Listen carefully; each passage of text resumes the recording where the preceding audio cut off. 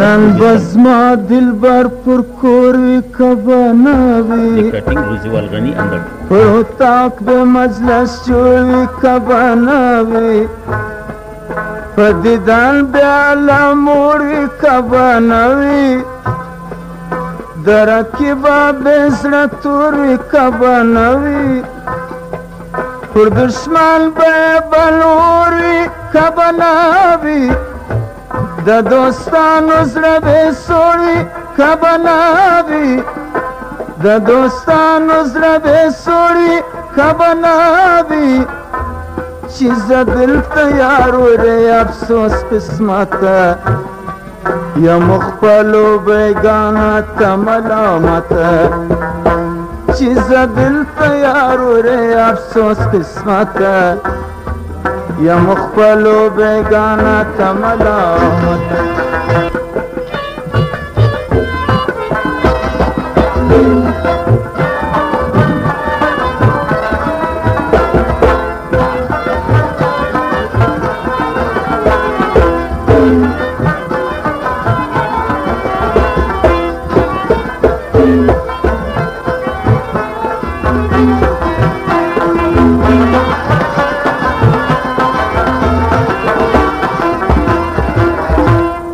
پنځه افغانۍ جبار غم بخششي وکړه دغه یې فرمایش خدای کاشکي زه و یار سره یو ځای وای په یوه کوڅه کې څنګ پر څنګ مسرای وای مخامخ و مخ ته ناسته هغه یار وای په دیدن مو د هغه جلوه مای وای یا پر سر باندې هستوري د همای وای زه و یار سره یو ځای راکبل ځای وای زه و یار سره یو ځای راکبل ځای وای خدایه څه هم څه راوسوت څه راکېږي چې قسمت یې پېښوي هغه پېښېږي خدایه څه هم څه راوسوت څه راکېږي چې قسمت یې پېښوي هغه پېښېږي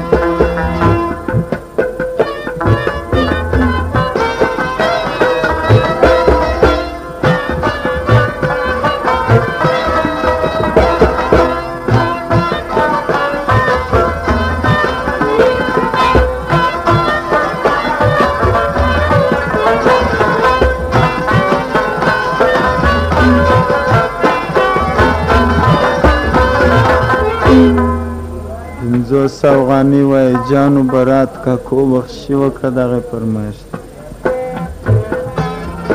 ما ویل لوپا به وي جفا به نه وي یار به زما سره یو ځای جلا به نه وي ډکه خوله خندا به وي جفا به نه وي عاشقی با پټوي رسوا به نه وي یو دیدن دی ثواب ګناه به نه وي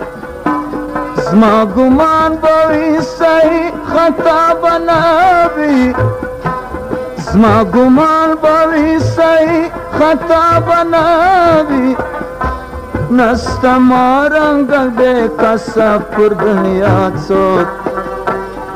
دائما کې زما په شان په ژړا څوک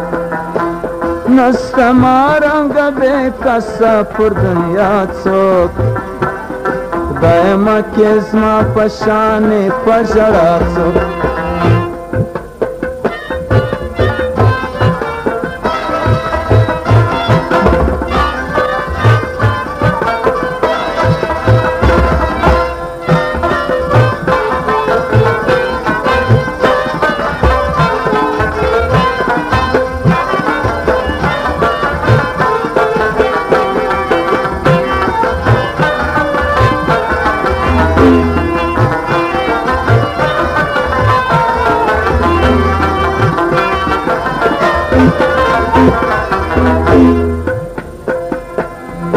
یو ساعت تیار صحبت می در جهان خوش پا جهان کی می در ارشدی جانان خوش لیوانی وی پخبلا کل در لکمان خوش دل یار می نباغ دی نبوستان خوش زما سید عبدالخالق دشک تابان خوش د صادق لقب می دی پر خپل دیوان خوش د صادق لقب می دی پر خپل دیوان خوش خدای تمی مرور لالی پخلا کے آئندہ ژوندون می بیرته راوساکې خدای تمی مرور لالی پخلا کے آئندہ ژوندون می بیرته راوساکې